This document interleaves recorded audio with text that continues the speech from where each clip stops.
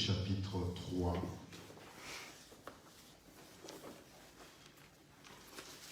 Mais avant cela,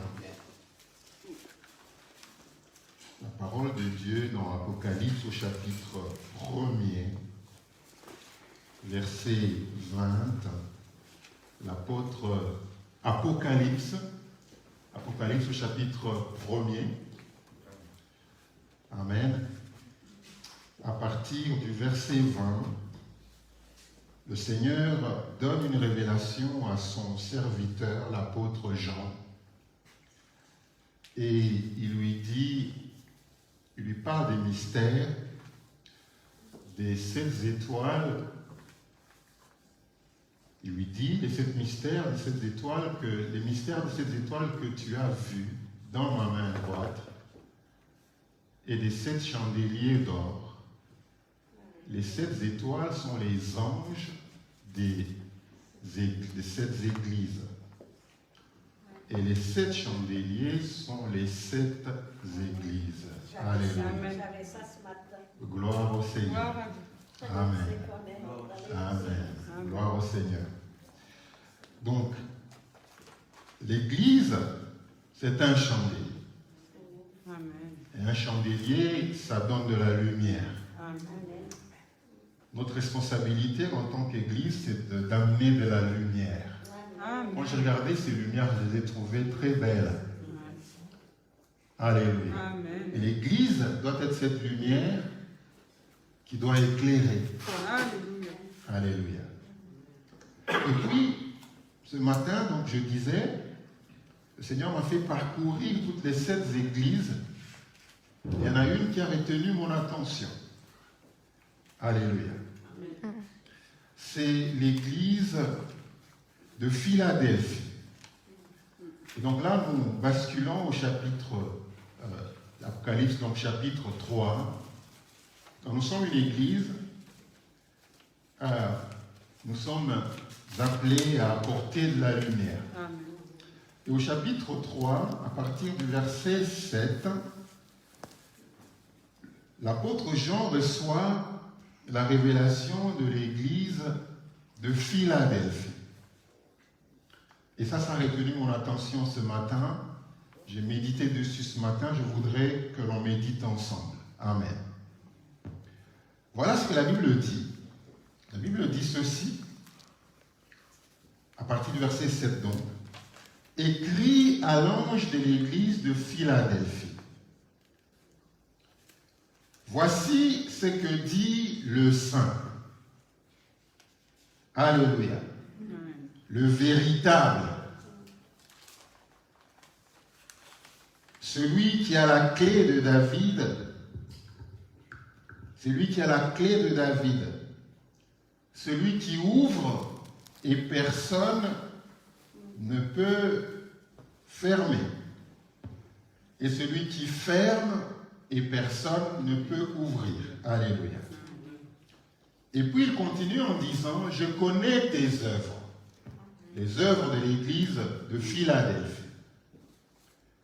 Voici, parce que tu as peu de puissance, que tu as gardé ma parole et que tu n'as pas régné mon nom. J'ai mis devant toi une porte ouverte. Alléluia. Alléluia.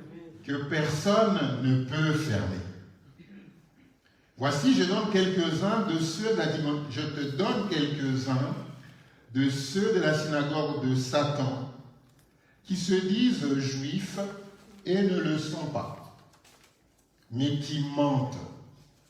Voici, je les ferai venir se prosterner à tes pieds et reconnaître que je t'aime. Verset 10. Parce que tu as gardé ma parole, la parole de la persévérance en moi, je te garderai aussi à l'heure de la tentation qui va venir sur le monde entier pour éprouver les habitants de la terre. Je viens bientôt. Retiens ce que tu as, afin que personne ne prenne ta couronne. Alléluia. Amen. Celui qui vaincra, je ferai de lui une colonne dans le temple de mon Dieu. Alléluia. Il n'en sortira plus. J'écrirai sur lui le nom de mon Dieu, de la nouvelle Jérusalem, qui descend du ciel, d'auprès de mon Dieu, et mon nom nouveau. Que celui qui a des oreilles entende ce que l'Esprit dit aux églises. Alléluia. Amen. J'ai commencé à méditer ce matin sur ces textes. Je voudrais vous présenter un peu l'église ou la ville de Philadelphie. Cette ville était une petite ville. Elle était construite sur une montagne. Alléluia. Si bien que tout le monde la voyait. Si bien que chaque fois qu'elle se faisait attaquer, elle voyait les attaques venir parce qu'elle était surélevée. Cette ville aussi, parce qu'elle était sur la montagne, elle avait beaucoup de tremblements de terre. Elle a été détruite et reconstruite. Donc elle a connu ça toute sa vie. Mais elle est restée solide. Elle a connu beaucoup de tremblements de terre. Et cette ville, le nom Philadelphie, signifie amour fraternel. Alléluia. Et celui qui a créé la ville avait donné le nom Philadelphie, qui était le nom de son frère, qu'il a donné, parce qu'il aimait son frère. Lorsqu'il a construit la ville, il lui a donné le nom de Philadelphie. Donc Philadelphie qui signifie amour fraternel. Donc voilà un peu ce qu'était cette église. Elle était une église vraiment petite, mais qui a connu beaucoup de difficultés, qui connaissait souvent des tremblements de terre. Elle a souvent été secouée. Elle a été détruite, finalement rebâtie, et ainsi de suite. Et même c'est une église qui est très récente par rapport aux autres sept églises que la Bible parle. Et cette église a beaucoup résisté, même elle a résisté aux attaques des peuples tout autour, qui voulaient en fait la transformer pour qu'elle devienne une ville. Rappelez-vous que Philadelphie, c'est en Turquie. C'est en Turquie qu'on trouve Philadelphie. Et donc, les villes tout autour étaient déjà presque musulmanes. Et elle a été attaquée pour qu'elle devienne, mais elle est restée quand même solide. Alléluia. Donc voilà cette ville, la ville de Philadelphie. Donc, mais cette ville qui était surélevée sur la montagne, vous savez, quand vous êtes sur la montagne, tout le monde vous voit. Et d'ailleurs, on dit que souvent on jette des pierres à un arbre qui a des fruits mûrs. Quand vous êtes sur la montagne, même dans la vie de chacun d'entre nous, lorsque vous devenez surélevé, lorsque le Seigneur commence à vous bénir, lorsque Dieu commence à faire des actions dans votre vie, lorsque tout d'un coup votre état spirituel commence à ressembler à ce que Christ veut, il ne faut pas penser que là maintenant tout va bien. C'est alors que finalement vous pouvez avoir des attaques. Alléluia. C'est souvent quand tout va bien que vous avez finalement des attaques, parce que le diable, la Bible dit qu'il vient pour voler, pour égorger, pour tuer. Donc il va venir voler la joie, il va venir voler la paix, il va venir voler, il va tout faire. Donc voilà qui était la situation de cette église. Donc là c'est la fonction de l'église. Mais ce qui est important, ce qui a touché mon cœur, c'est comment est-ce qu'on introduit Jésus. La présentation de Jésus. Il dit, voici ce que dit le Saint. C'est-à-dire que celui qui a été mis à part pour Dieu. C'est-à-dire celui qui n'a pas été compromis par le péché. Il est le Saint. Celui qui a parlé de la vérité. Celui qui n'a pas été compromis, qui avait la confiance du Père. Donc il est le Saint. On dit qu'il est aussi le véritable. C'est-à-dire qu'en dehors de Jésus, il n'y a pas autre chose qui puisse sauver. Alléluia. En dehors du nom de Jésus, il n'y a pas un autre nom que l'on puisse nous présenter et qui puisse nous sauver. C'est pourquoi il est le véritable. C'est-à-dire que à tout ce que nous pouvons nous accrocher, ce n'est que des choses qui sont passagères, ce ne sont que des choses qui vont passer, c'est des choses temporaires, ce n'est pas du vrai en fait. Jésus-Christ est vrai. Il est le seul véritable. Ce qu'il dit a déjà été testé des milliers et des années. Alléluia. Ce qu'il dit a été testé. Donc ce que Jésus-Christ dit et ce qu'il dit maintenant, c'est vrai. Il n'y a aucun doute. Nous ne devons pas avoir de doute par rapport à ce que le Seigneur Jésus-Christ dit. Donc on le présente comme étant le véritable, comme étant le saint. Et puis on dit celui qui a la clé de David. Amen. Alléluia. Celui qui a la clé de David. Cette clé, c'est le symbole du pouvoir de son règne. On dit qu'il peut ouvrir et personne ne peut fermer. Alléluia. Il peut ouvrir et personne ne peut fermer. Donc il possède la clé. Jésus a la clé qui symbolise son pouvoir. Alléluia. Ne dit-on pas, comme nous lisons aussi à Apocalypse 1 au verset 18, Daniel, la Bible dit que Apocalypse 1 au verset 18, voilà, on dit c'est lui, je tiens les clés de la mort et du séjour des morts. C'est-à-dire que c'est Jésus-Christ qui a la clé. Amen. Et on dit la clé de David. Ça veut dire que après David, c'est lui qui a récupéré la clé. Jésus-Christ, quand on dit le fils de David, donc il est celui finalement qui, après David, a récupéré la clé.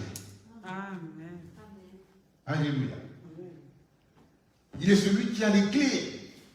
Vous savez, dans l'ancien temps, pour entrer dans une ville, d'ailleurs, même aujourd'hui, c'est seulement les frontières de l'Europe qui sont assez ouvertes, mais on ne peut pas carrément sortir d'un pays africain et venir à la frontière française et rentrer comme ça. Alléluia. Donc, il y a quelqu'un qui va te donner la clé pour entrer. C'est celui qui a la clé pour entrer. Avoir le visa, vous ne savez peut-être pas, mais avoir le visa pour venir autant en Europe, pour venir en France, ou aller aux États-Unis, ne signifie pas que vous avez la clé. C'est-à-dire que vous pouvez arriver à l'aéroport et à partir de l'aéroport, on vous renvoie. Avec le visa. C'est-à-dire que celui qui a la clé, c'est l'officier finalement de l'immigration. C'est lui qui a la clé. Et quand tu arrives là, tu lui montres ton visa, ça ne veut pas dire parce que tu as reçu le visa à l'ambassade, quand tu arrives à l'aéroport, à l'entrée, c'est fini. Il faudrait encore la personne qui est à l'ambassade, qui est à la frontière, l'officier d'immigration, qui regarde ton visa, qui te demande des motivations pour lesquelles tu viens dans ce pays, qu'est-ce que tu vas faire. S'il trouve que tu réponds à des questions d'une manière très floue, s'il trouve qu'il y a des soucis par rapport à ce que tu lui dis, il est capable, il a l'autorité. Il a l'autorité de dire, non, tu ne rentres pas. Tu ne rentres pas. Il a l'autorité. Je me rappelle, la première fois que je suis arrivé la première fois quand je suis arrivé en Europe, c'était en Angleterre. J'arrive à l'aéroport avec mon visa et tout. Et on croise en poser des questions. Tu viens faire quoi? Je viens en mission. Quelle mission? Je dis, moi je travaille pour une entreprise, je viens ici en mission. Vous allez, qu'est-ce que fait cette entreprise? On te pose tellement de questions, tu te dis, mais qu'est-ce qui ne va pas? Donc, ils veulent vérifier si ce que tu viens faire, c'est exactement quelque chose d'important, ou même si tu ne peux pas répondre aux questions comme il se doit. Là, on peut te dire, non, j'ai vu des gens qui vont dire, non, monsieur, asseyez-vous là, parce qu'on doit suivre votre situation pour comprendre ce que vous venez vraiment faire. Donc celui-là, il a la clé. Maintenant, quand on dit Jésus-Christ a la clé, il a la clé du royaume. Il a la clé vers la vie éternelle. Alléluia. C'est-à-dire que quand tu reçois Jésus-Christ comme Seigneur et Sauveur, il te donne la clé, il ouvre la porte. Alléluia. Il ouvre la porte. Et cette clé, en tant qu'enfant de Dieu, nous avons cette clé. Amen. Nous avons la capacité d'ouvrir la porte aux âmes qui meurent. Et de fermer aussi. Amen.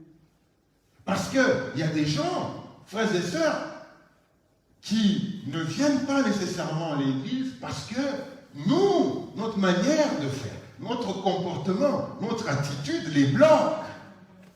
Donc nous fermons la porte, alors que nous devrons l'ouvrir. Alors que nous devrons l'ouvrir, frères et sœurs. Sans le savoir, combien de portes avons-nous fermées aux frères et aux sœurs qui pouvaient venir au Seigneur?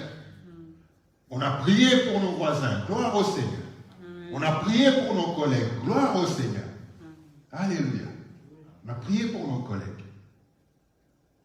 Peut-être que ces collègues et ces voisins ne trouvent pas leur compte en venant auprès de Dieu parce qu'ils se disent, mais ok, je comprends que vous allez à l'église, mais je ne vois pas. Je ne vois pas ce qui va m'attirer. Cette église, elle était sur la montagne. C'est-à-dire qu'on pouvait voir. Frères et sœurs, nous sommes sur la montagne, sans le savoir. On ne sait pas qui nous observe. On ne sait pas qui nous observe. On pense peut-être que personne ne nous observe. Mais je vous dis, frères et sœurs, les gens nous observent. Amen. Les gens entendent ce que nous disons.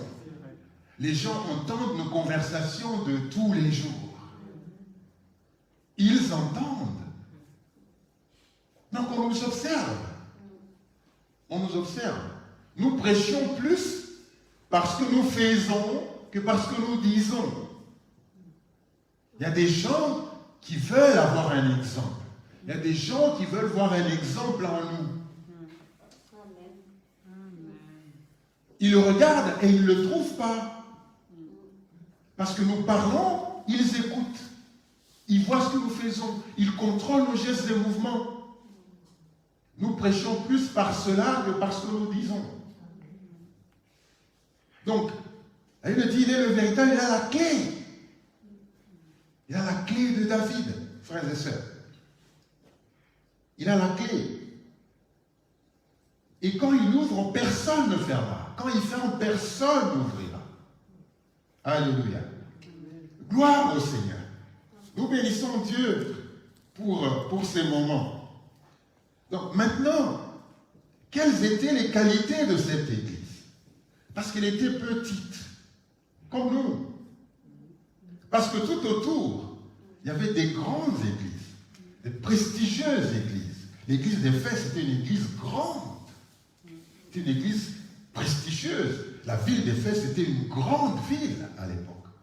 C'était une ville où se passait beaucoup de choses, connues. Mais autour de ces villes, il y avait des églises, des 7 églises, il y en a des églises qui étaient proches, mais sans se ressembler. C'est-à-dire qu'on peut être proche, mais on n'a pas le même témoignage.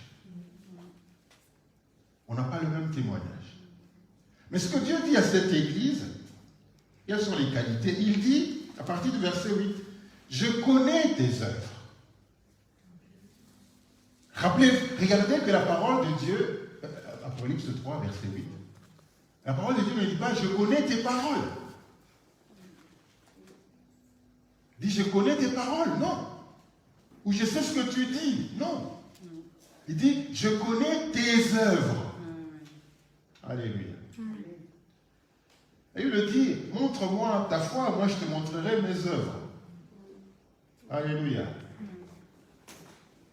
Tu montres ta foi, ben moi je voudrais te montrer mes œuvres.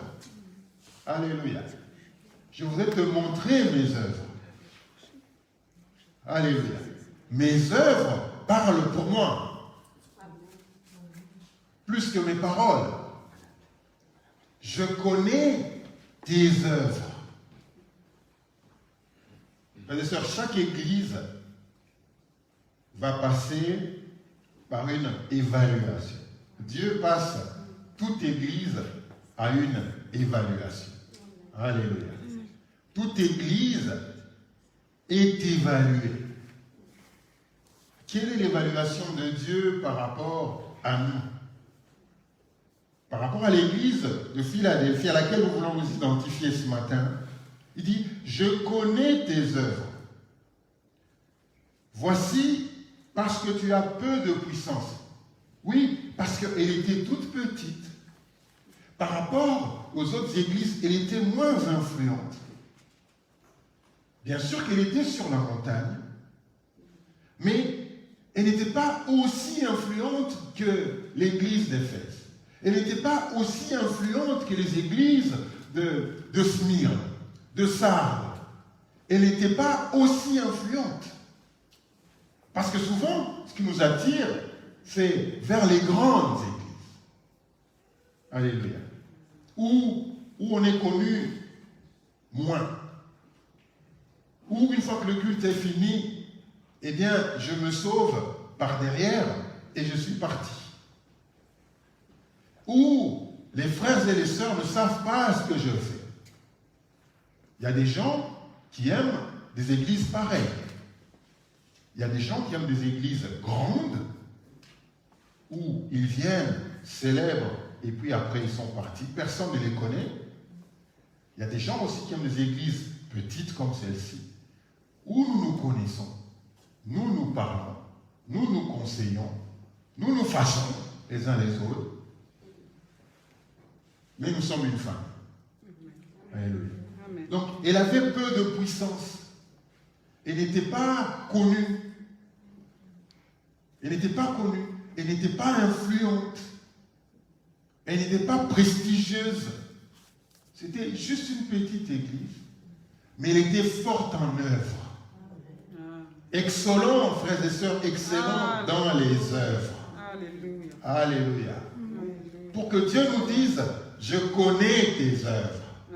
Je sais quand les gens sont malades, combien tu vas les visiter. Je sais combien tu pries pour les gens qui sont autour de toi.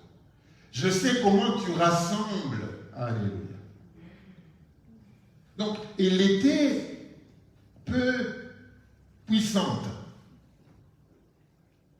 Je sais que tu as gardé ma parole.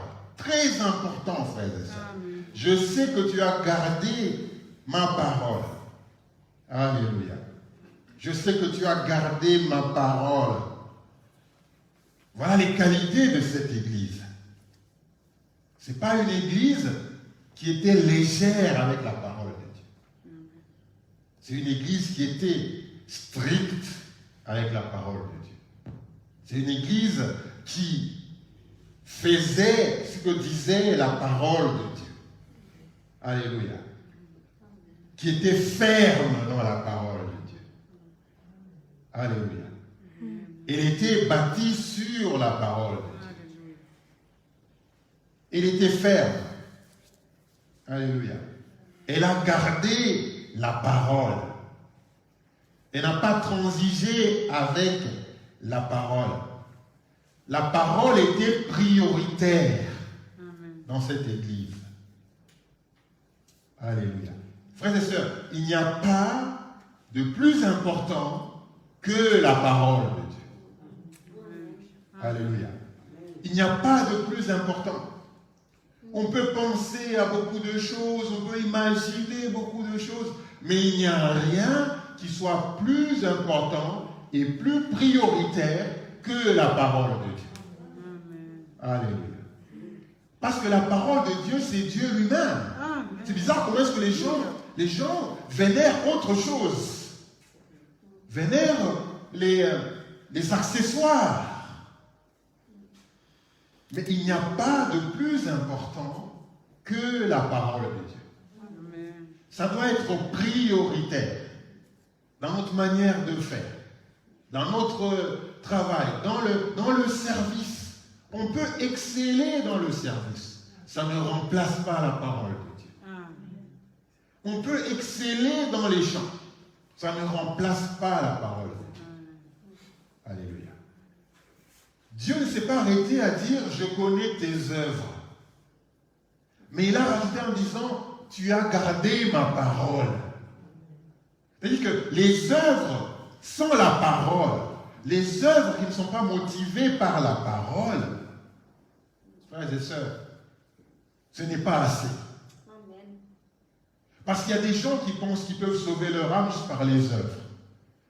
Écoutez, moi je suis allé à l'hôpital, j'ai prié pour les malades, j'ai donné des dons aux malades, j'ai donné ainsi de suite. Il y a des gens qui excellent dans les œuvres.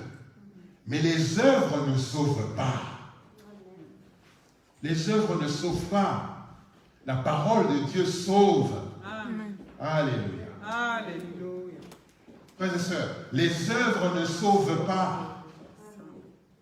Je connais tes œuvres et tu as gardé la parole. Ça veut dire quoi garder la parole? Ça veut dire quoi garder la parole, frères et sœurs? Ça veut dire que j'agis par rapport à cette parole. Amen. Je l'ai gardée soigneusement. Elle est ma parole. Elle devient ma parole. Alléluia. Elle devient ma parole. Gloire au Seigneur. Alléluia. Elle a gardé la parole qui doit être prioritaire. Frères et sœurs. Amen. Voilà les qualités de cette église. Elle était petite, peu influente, mais elle excellait dans les œuvres. Et puis elle a gardé la parole de Dieu. Elle a gardé la parole de Dieu. Alléluia. Amen. Malgré les tremblements, malgré les secousses, malgré les destructions, elle a gardé la parole de Dieu. Elle a excellé dans les œuvres. Frères et sœurs, excellons dans les œuvres et gardons la parole de Dieu. Amen. Alléluia. Alléluia. Pas dans la bouche, dans notre cœur. Une parole dans la bouche, tout le monde peut la dire. Même l'ennemi a les paroles dans sa bouche. La Bible dit que vous dites Seigneur, Seigneur, mais le diable le dit aussi. Mais lorsque lui il dit, il tremble. C'est-à-dire que l'ennemi, quand il prononce le nom de Jésus-Christ dans sa bouche, il tremble. Il tremble. Mais pour nous, c'est devenu très familier. On peut jurer même par son nom, ça ne nous dérange pas. Ça ne nous dérange pas. Ça devrait, frères et sœurs. L'ennemi, quand il cite, il tremble. Quand il cite ce nom-là, il tremble. Donc, elle a gardé la parole de Dieu. Maintenant, le fait que Dieu connaît ses œuvres, le fait aussi qu'elle a gardé la parole de Dieu, elle a reçu des promesses. Cette église a reçu des promesses. Alléluia. Gloire au Seigneur. La première promesse, qu'elle a obtenu une porte ouverte. Frères et sœurs, la porte est ouverte à l'évangélisation. La porte est ouverte au témoignage. La porte est ouverte au ministère. Lorsque nous excellons dans les œuvres, lorsque nous gardons la parole de Dieu, elle me dit la porte est ouverte. La porte est ouverte. Elle est ouverte. Donc si les choses ne se passent, c'est plutôt à cause de nous. Parce que la porte est déjà ouverte pour l'évangélisation, pour parler de Christ. C'est-à-dire que les âmes sont déjà préparées en fait. C'est-à-dire que la porte est ouverte. La porte est ouverte. Et elle est ouverte. Elle n'est pas fermée. Alléluia. La porte, elle est ouverte.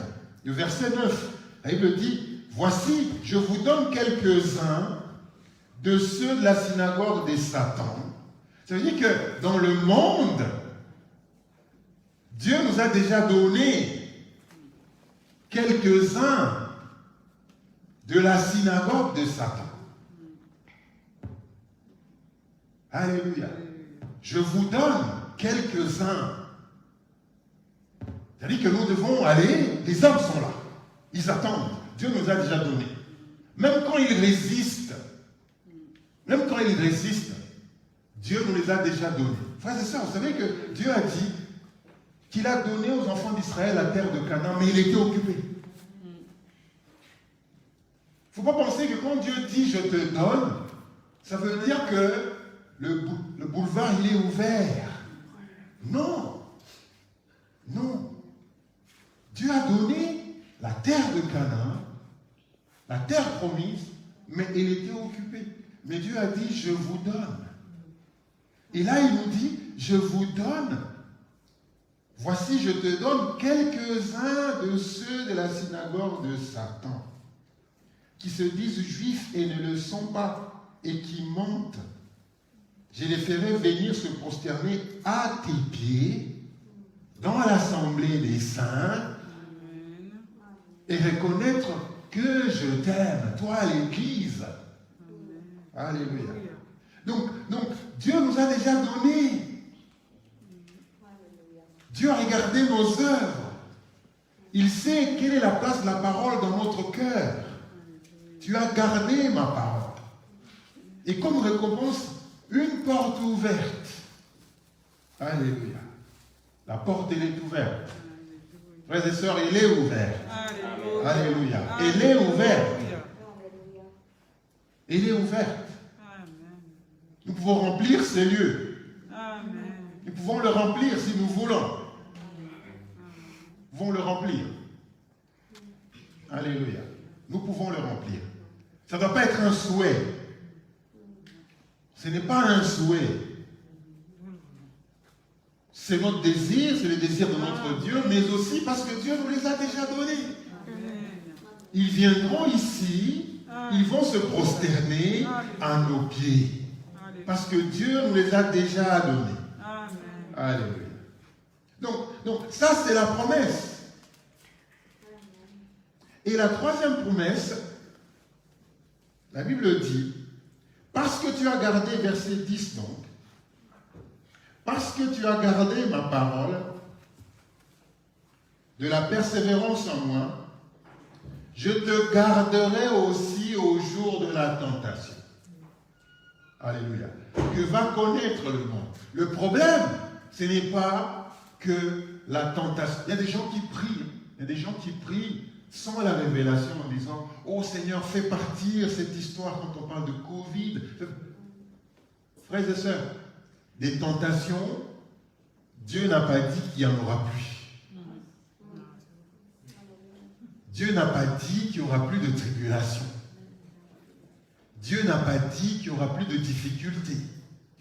C'est faux de prier et dire « je ne veux pas ça ». Il y a des choses qui ne sont pas sous notre contrôle. Mais Dieu dit, parce que tu as gardé la parole, chaque fois que tu garderas la parole, parce que tu as gardé la parole, de la persévérance, parce que tu as, en d'autres termes, parce que tu as été patient avec moi, parce que tu as été patient avec moi, parce que tu as été patient avec ma parole, tu as cru en cette parole, tu n'as pas douté, quel que soit le temps que cela a pris, parce que tu as été patient avec moi, avec ma parole. Frères et sœurs, avec la parole de Dieu, il faut être patient. Avec la parole de Dieu, il faut être patient. Parce que tu as été patient avec moi, je te garderai aussi à l'heure de la tentation qui va venir sur le monde entier pour éprouver les habitants de la terre. Pas pour les décimer, pas pour les éliminer tous, mais pour les éprouver. Frères et sœurs, il y a des tribulations, il y a des difficultés qui viennent pour nous éprouver. Qui viennent pour nous éprouver. Ça peut être des problèmes de santé. Ça peut être des problèmes d'emploi, de perte d'emploi. Ça peut être des problèmes de rejet. Tu te sens rejeté. Il y a des problèmes que Dieu autorise pour nous éprouver. Mais Dieu est bon, frères et sœurs. Amen. Il nous avertit. Il y aura des choses qui vont venir pour t'éprouver. Mais toi, parce que tu as gardé ma parole, je te garderai aussi à l'heure de la tentation. Ça veut dire qu'on va connaître des difficultés, on va voir à côté de nous des gens tomber, des gens abandonnés, des gens être délaissés, mais lui, il va nous garder. Alléluia. Lui, il va nous garder. Il y a des gens qui vont tomber malades, il y a des épidémies qui vont voler dans la ville, qui vont même t'atteindre, mais toi, tu ne seras pas mort. Là où tous les autres ont pu succomber, mais parce que toi, tu as demeuré dans la parole de Dieu, parce que toi, tu as gardé la parole de Dieu, parce que Dieu a reconnu tes œuvres, ça va venir, ça va te toucher, ça va t'atteindre, pas pour t'emporter, mais juste pour t'éprouver. Alléluia. Juste pour t'éprouver, frères et sœurs. Dieu est dans la stratégie d'éprouver son peuple, d'éprouver son Église. Sans épreuve, on ne grandit pas. Amen. Sans épreuve, point de maturité. Tout ce qui se passe, frères et sœurs, tout ce qui se passe dans l'Église, tout ce qui se passe dans le monde, tout ce qui se passe même dans cette Église, vient pour nous éprouver. Alléluia. Alléluia. Alléluia. Ça vient pour nous éprouver. Ça vient pour éprouver où est-ce qu'on se tient. Quelle est notre attitude vis-à-vis de cela? Alléluia. Ça vient pour nous éprouver. Il n'y a rien que le Seigneur va permettre pour nous tuer. Ça vient pour nous éprouver. Si le Seigneur considère nos œuvres, si le Seigneur voit que nous gardons sa parole, toute tentation qui viendra pour nous éprouver, et Dieu va garder notre cœur dans la tentation, frères et sœurs. Amen. Alléluia. Dieu va garder notre cœur dans la tentation. Donc la première promesse, il a dit, il y a une porte qui est ouverte. Est-ce que tu la vois? Est-ce que ce que tu vois, c'est la porte ouverte ou bien c'est la porte fermée? Ce que tu vois, est-ce que c'est un verre à moitié plein ou à moitié vide? Alléluia. Est-ce que c'est un verre à moitié plein ou à moitié vide? Est-ce que pour toi, la porte, elle est fermée alors que tu ne l'as pas encore essayée? Donc, il y a une porte ouverte, il faudra que tu la voies. Il faut que tu voies cette porte-là. Quelles sont les portes qui t'étaient fermées? Quelles sont les portes qui t'étaient fermées? Aujourd'hui, le Seigneur te dit, elle est ouverte. Va chercher ce qui était fermé. Vas-y. Va chercher cela. Ouvre la porte et vas-y. En fait, elle est déjà ouverte. Alléluia. Il faut avoir les yeux de l'esprit pour pouvoir voir ce à quoi on n'avait pas accès. Quand la porte est ouverte, ça veut dire qu'on donne accès. Vous voyez, la Bible parle des lépreux. Il y avait la famine en Samarie, en Israël. Et il y avait des lépreux qui étaient presque chassés de la ville. Parce que c'était comme ça, tous les lépreux n'avaient pas accès, n'avaient pas droit à la cité. Ils se retrouvent au niveau de la frontière, ils ont faim. Ils ne peuvent pas rentrer dans la ville parce qu'ils sont rejetés, ils n'ont pas droit d'accès à la ville, mais ils ont faim. Ils se disent, si on rentre, eh bien, on va mourir de faim. Ils regardent du côté de la Samarie, il y a la nourriture là-bas. Ils disent, bon, de toutes les façons, si on reste là, on n'a pas droit à la cité, on va mourir de faim. Si on rentre là, on peut nous tuer aussi. Mais pourquoi on n'oserait pas? C'est-à-dire que la porte leur était fermée.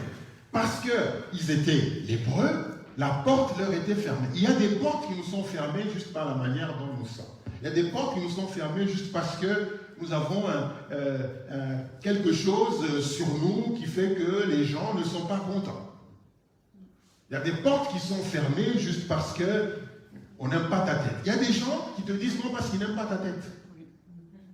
Parce que dans leur vie du passé, ils ont expérimenté une histoire où quelqu'un comme toi était apparu et quand ils te voient, ils se rappellent de cette histoire-là et donc ils te bloquent. Il y a des portes qui sont fermées comme ça. Mais le Seigneur dit qu'il a ouvert la porte. Une des promesses. La deuxième promesse, on dit, c'est le Seigneur va te garder pendant l'heure de la tentation. La troisième promesse, il a dit, promesse, je viens bientôt. Mais cette parole, je viens bientôt, ça fait des milliers d'années qu'on entend ça. Cette Bible, elle a été écrite il y a des milliers et des milliers d'années. Et tout le temps, on nous dit, le Seigneur vient bientôt. Le Seigneur vient bientôt. Le Seigneur vient bientôt. On serait tenté de penser que, finalement, il viendra. Parce que ceux qui ont existé 1000 ans avant nous ont entendu cette parole. Ceux qui ont existé 2000 ans avant nous, ils ont entendu encore cette parole. Et aujourd'hui, nous la prêchons encore. Jésus-Christ revient bientôt. Dieu seul sait, après nous, si jamais le Seigneur n'est pas venu, Dieu seul sait que d'ici 100 ans après nous, cette parole sera encore prêchée. Il y aura des prédicateurs qui vont passer, qui vont dire le Seigneur viendra bientôt. Mais qu'est-ce que cela veut dire? Qu'est-ce que cela veut dire? Cela veut dire seulement que ce que Dieu veut, c'est que, quel que soit ce que nous fassions, quel que soit ce que nous fassions, frères et sœurs, nos agissements, même quand on prêche, même quand on chante, même quand on sert le Seigneur voudrait que nous puissions le faire, frères et sœurs, avec la perspective que le Seigneur revient bientôt. C'est-à-dire qu'on n'a pas le temps. C'est-à-dire qu'on agisse comme s'il revenait demain. Et pourquoi pas ce soir? Et pourquoi pas à l'heure après? C'est-à-dire que quand nous agissons, quand nous faisons quelque chose, quel que soit ce que nous faisons, nous devons avoir la pensée de l'éternité, que le Seigneur revient bientôt. Quand nous prenons la Sainte Seine, quand nous prenons le sang de Christ, on nous dit, faites ceci en mémoire de moi. Car chaque fois que vous en prendrez, vous proclamez qu'il revient bientôt. Amen. Alléluia. Amen. Donc, nos actions, frères et sœurs, on ne doit pas juste agir comme si on agissait dans le vide. On ne doit pas juste faire les choses parce qu'on veut seulement les faire. Nous devons le faire en ayant à l'esprit que, le Seigneur peut venir. Amen. Il peut venir à l'heure qui vient. Amen. Que l'on vive avec cette perspective-là de la venue de Christ. Quel que soit ce que l'on fait, c'est une promesse. Et les promesses de Dieu sont oui et amen. On ne doit pas douter du fait que le Seigneur vient. Frères et sœurs, le Seigneur vient. Tout ce que tu fais, fais-le en ayant en tête, dans ton cœur, que le Seigneur vient. Tout ça pourquoi? Pour qu'on ait la crainte du Seigneur. Pour qu'on ne fasse pas n'importe quoi. Pour qu'on ne fasse pas n'importe quoi. On ne peut pas juste faire n'importe quoi. Faire n'importe quoi n'est pas dans notre ADN, ne doit pas être dans notre ADN. Nous devons avoir la crainte de Dieu. Donc chaque fois que nous faisons quelque chose, nous avons la crainte que, il vient. Le Seigneur, il vient. Est-ce qu'il va me trouver fidèle? Lorsqu'il reviendra, est-ce qu'il va trouver la foi sur la terre? Alléluia. Est-ce qu'il va trouver la foi sur la terre? Ou bien il va trouver la haine? Est-ce qu'il va trouver la foi sur la terre? Donc nous devons tout faire avec la pensée de l'éternité. Que le Seigneur vient. Il vient, frères et sœurs. C'est une promesse. Mais cette promesse, nous devons en fait vivre avec enthousiasme. Qu'il vient. Quand nous posons des actions, nous posons des actions en nous attendant que le Seigneur vienne. Nous devons faire des actions en imaginant même ce jour-là. S'il vient là, est-ce qu'il va me trouver fidèle? S'il vient, est-ce qu'il va trouver mes actions fidèles? Nous devons agir comme ça, frères et sœurs. Si on agit comme ça, on ne va pas accorder à notre Seigneur, donner à notre Seigneur un service qui n'est pas digne.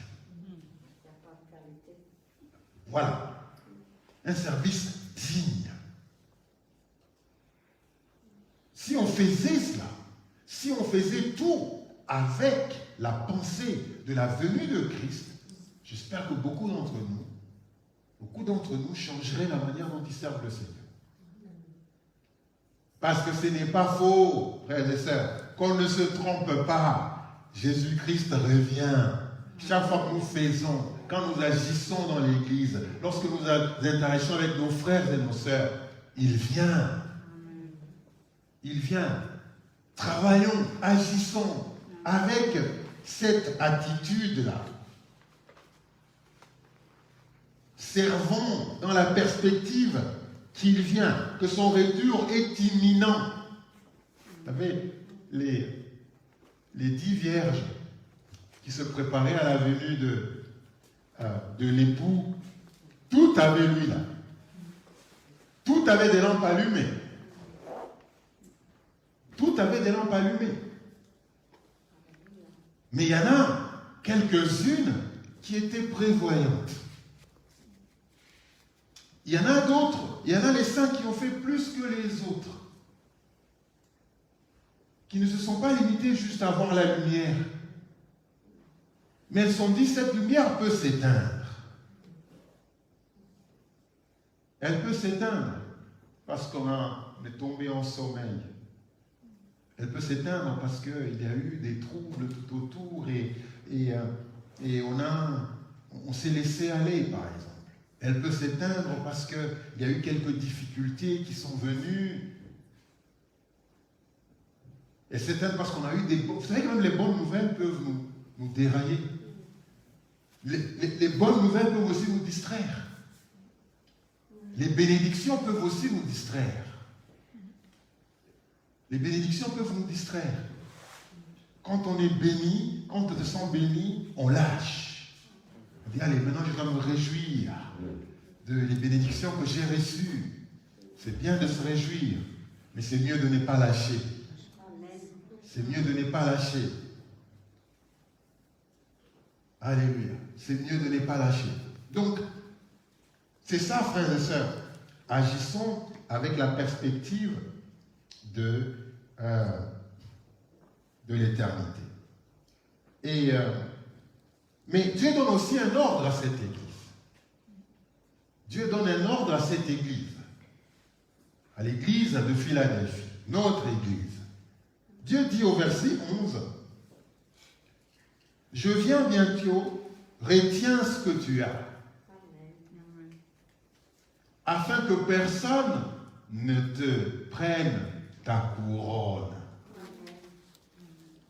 Retiens ce que tu as. Tes œuvres, continue à les faire. Gardez la parole, continue à la garder.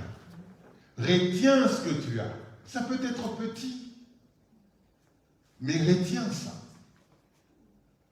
Ça peut être petit, mais retiens. Parce que nous avons tendance à négliger ce qui est petit. Nous avons tendance à vouloir être attirés par ce qui est grand. L'homme a cette tendance-là. L'homme a la tendance à aller vers les manifestations. L'homme a cette tendance-là. C'est dans la nature de l'homme que d'être attiré par ce qui brille.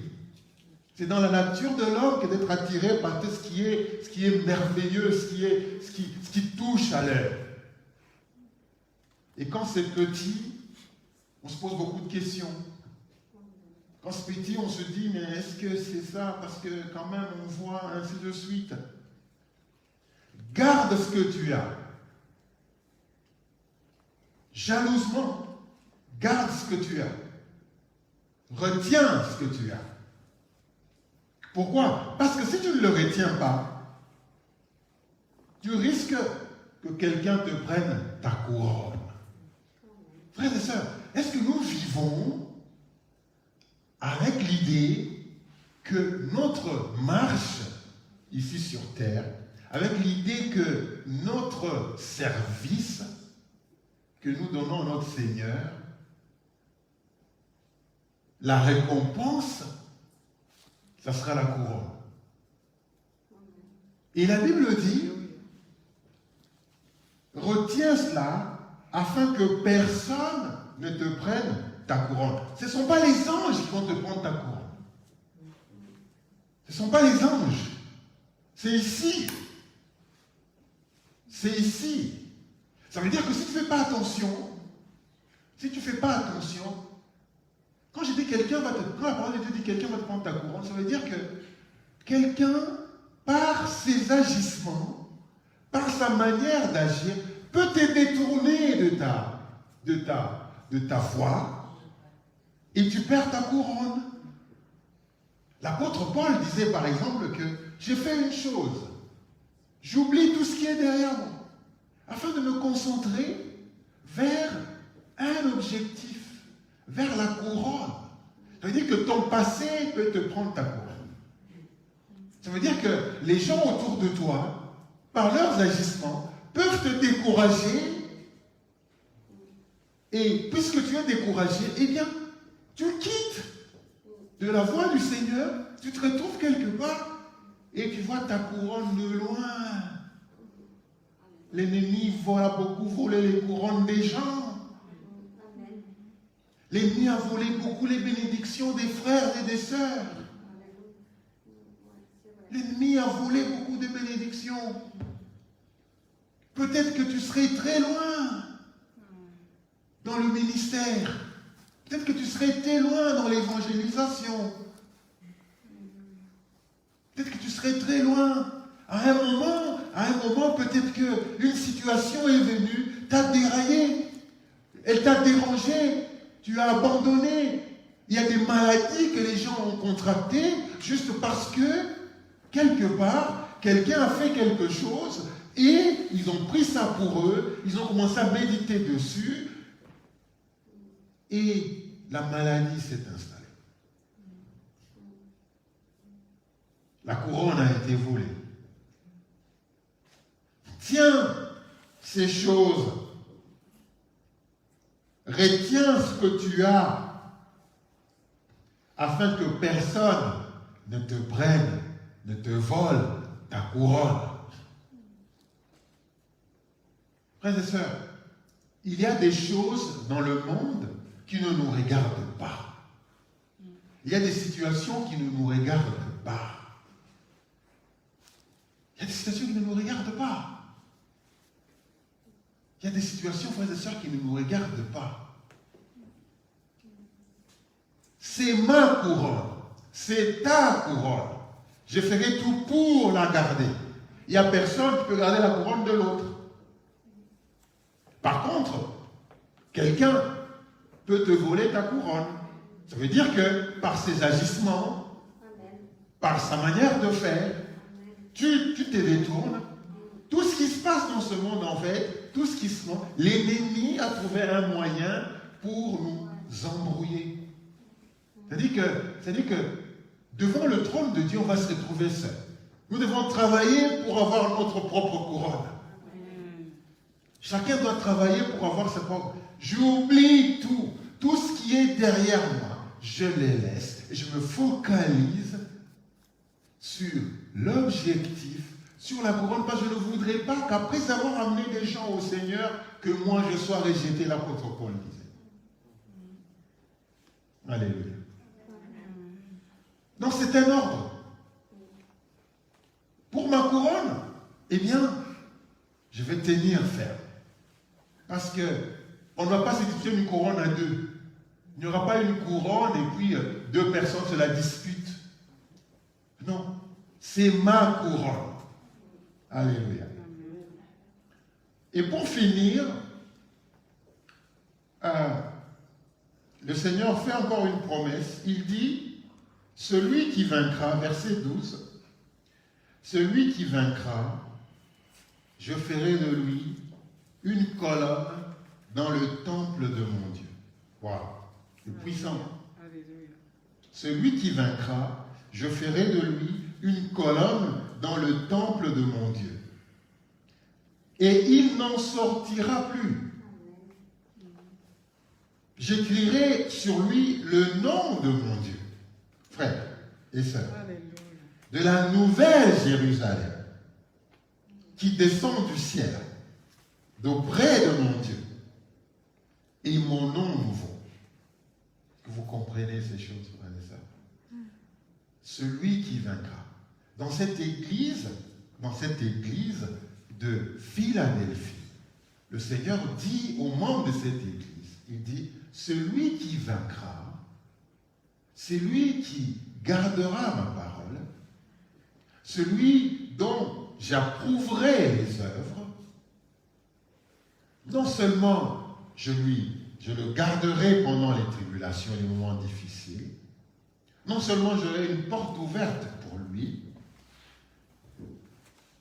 non seulement je reviendrai pour lui, mais en plus de cela, je ferai de lui une colonne dans la maison de mon Dieu. Frères et sœurs, c'est une gratification que le Seigneur donne à ses serviteurs, à son Église que nous sommes, à chacun d'entre eux. Alléluia. De devenir une colonne. Ça veut dire que c'est moi qui soutiens cette Église. Alléluia. Alléluia. Ça veut dire que quelque part, je suis une colonne. Quand je prie pour les frères, quand je prie pour les frères, quand je fais des actions, je l'ai dit le dimanche dernier, il y a des membres qui sont visibles, que tout le monde voit. Il y a des organes qui sont aussi invisibles, mais qui sont très importants, que l'on ne voit pas. Que l'on ne voit pas. On ne voit pas ce que les reins font. À vue d'yeux, on ne voit pas. Mais on sait qu'ils travaillent. On sait que les reins travaillent. On sait qu'ils travaillent.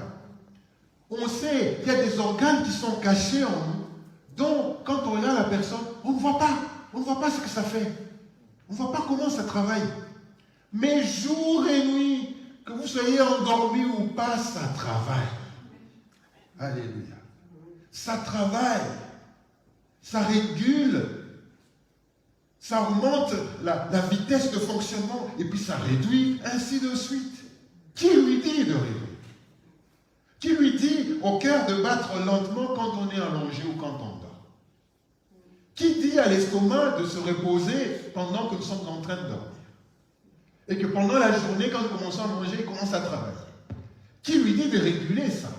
C'est-à-dire, dans l'Église de Dieu, il y a des membres que l'on ne voit pas, qui ne parlent pas beaucoup, qui ne sont pas expressifs, mais qui font un travail formidable. Ils sont réveillés à 3 heures, 4 heures du matin. Ils sont à genoux en train de prier pour les frères et les sœurs.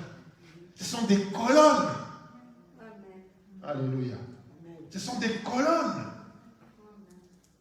qui tiennent cette église debout. Alléluia.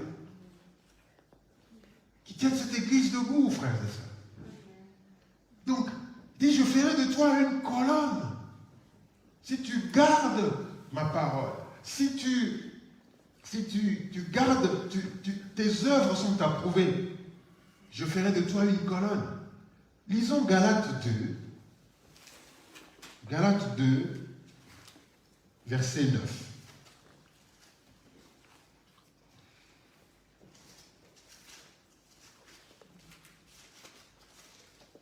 Galates 2, verset 9.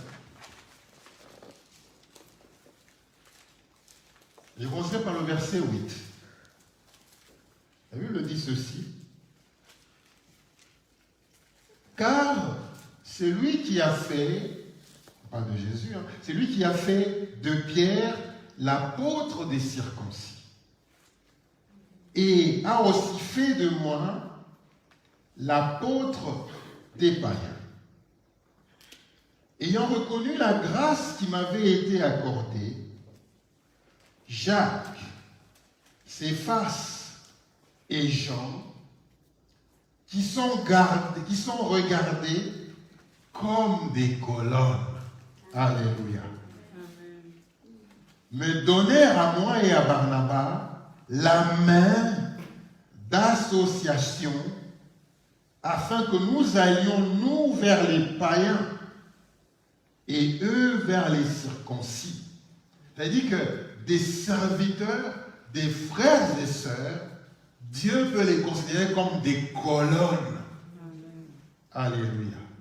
Ça veut dire que quand on doit parler de l'évangélisation aux païens, on voit Paul et Barnabas comme des colonnes. Alléluia. Quand on voit Pierre, Jacques et Jean, apôtres vers les circoncis, ce sont des colonnes sur lesquelles l'église de Dieu se tient. Mais quand vous regardez cette église de Philadelphie, elle était une église qui a connu beaucoup de tremblements. Comment est-ce qu'on peut parler de colonnes dans une église, dans une ville qui a connu beaucoup de tremblements de terre?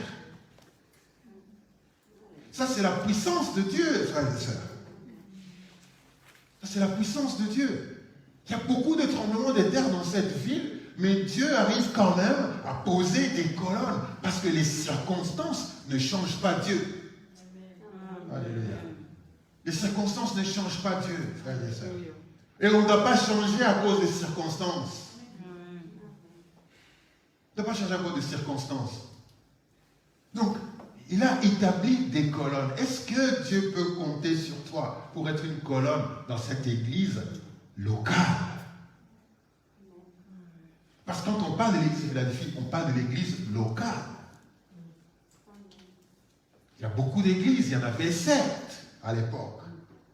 Des grandes, des petites, d'autres qui excellaient dans des actions comme ça, d'autres qui étaient ainsi de suite. Il y en a même dont la Bible dit non, ça c'est le sanctuaire de Satan. Vous appelez ça l'église, mais c'est le sanctuaire de Satan. Va lire tout le chapitre, on va commencer du premier Apocalypse 1er jusqu'à Apocalypse 3. Dieu décrit les églises, l'église d'Éphèse, l'église de Sardes, l'église de Smyrne. Il y en a dont la Bible le dit, mais ça c'est le sanctuaire de Satan. Vous voyez ça comme une église. Mais Dieu dit ça c'est le sanctuaire de Satan. Parce qu'on ne voit pas. On voit tout ce qui bouge. On voit les chants qui sont chantés. On se dit, allez, là on est. Non. Dieu évalue les églises selon lui. Selon lui.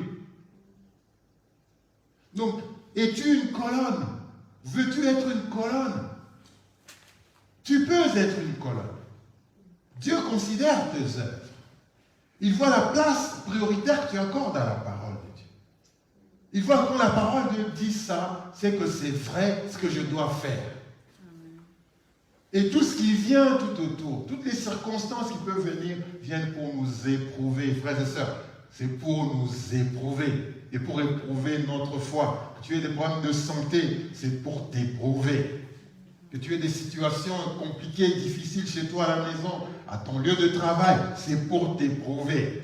Il y a des événements qui viennent dans notre vie et puis qui disparaissent. Il y a des événements qui viennent sur le lieu de travail. On sent des difficultés, on sent comme si on était attaqué, on sent comme si on ne nous aime pas. Et puis ça passe.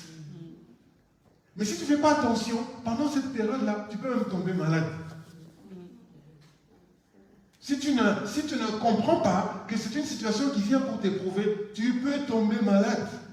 On t'amène à l'hôpital. Et l'ennemi a réussi son coup. Il y a des situations, quand ça vient, je dis, ça, je sais, c'est encore une épreuve et ça va passer. Je dois rester ferme. Amen. C'est comme ça. Et ça passe. Et puis après une autre période, une autre situation vient. Et puis ça passe. Et puis ça vient. Et puis ça passe. Toi, quand ça vient, ça t'emporte. Quand ça vient, ça t'emporte. Tu ne tiens pas ferme. Tout vent qui vient, qui est peut-être un vent pour t'éprouver, ça t'amène. Covid vient, il t'amène. Cette situation vient, ça t'amène, frères et sœurs. Tenons ferme. Retenons ce que le Seigneur nous a donné. Alléluia. C'est pour nous éprouver. Et quand nous retenons ce que le Seigneur nous a donné, il va nous garder contre toute forme de tentation, la Bible dit. Alléluia. Que Dieu nous bénisse, frères et sœurs, à comprendre ces choses. C'est dans cette maturité-là que nous grandissons, bien sûr. Nous allons nous incliner en prière. Nous allons demander au Seigneur de nous garder dans la tentation, dans les difficultés.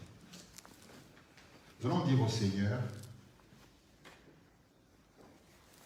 qu'il nous connaît. Il dit qu'il connaît nos œuvres. Il sait aussi que nous gardons la parole. Le Seigneur est ce Dieu-là qui nous éprouve, qui éprouve cette Église, qui éprouve chacun d'entre nous et qui sait exactement qui nous sommes. Nous allons dire au Seigneur, Seigneur,